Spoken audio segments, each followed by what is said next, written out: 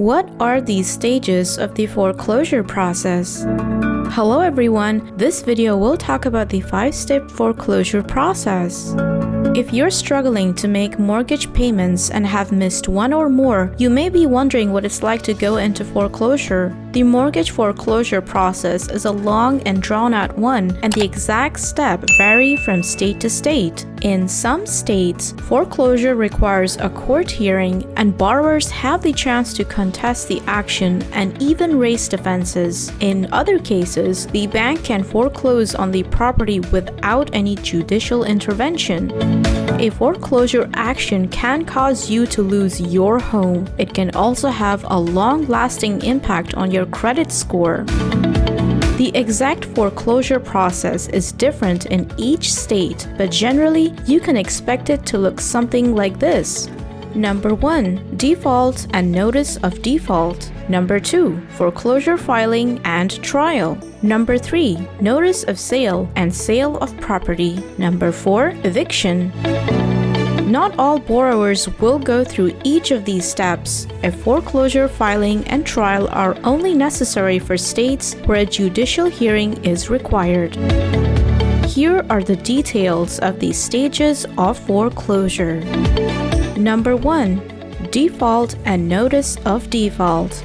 The first thing that happens in the foreclosure process is that you enter into default. Default essentially means you're late on your mortgage payments, what most lenders refer to as being delinquent. A borrower has to be at least 120 days behind on the mortgage for the lender to start the foreclosure process legally. If you receive a notice of default, it's important to contact your lender or service to discuss potential options as soon as possible. You may be able to modify your loan or get on a repayment plan, ask for a short sale, or surrender your property instead of foreclosure. Number 2. Foreclosure filing and trial. If you're in a judicial foreclosure state, then the next step is the foreclosure filing. The lender will file a foreclosure lawsuit against the borrower, also called a complaint. In some states, lenders need to prove that they have offered the borrower loss mitigation options before the filing suit. The foreclosure suit will go before the court, and borrowers have a right to contest their foreclosure and raise their defenses. If the court rules in the favor of the lender, the property can be scheduled for sale. Number 3. Notice of foreclosure sale.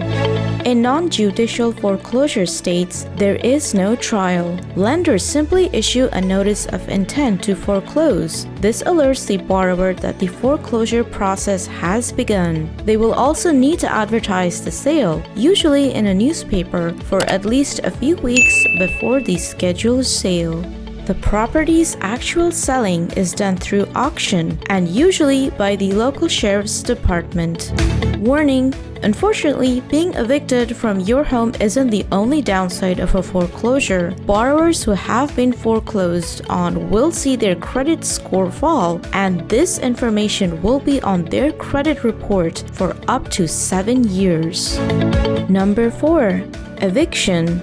Once a foreclosed property has been sold, the homeowner must vacate the premises. If not, the new buyer can legally evict the homeowner. Number 5. Key takeaways. In some states, it may involve a court proceeding. Lenders are required to send borrowers notice of their intent to foreclose and potential loss mitigation solutions that can help them avoid foreclosure. They will need to make contact by the time you're 36 days overdue for payment.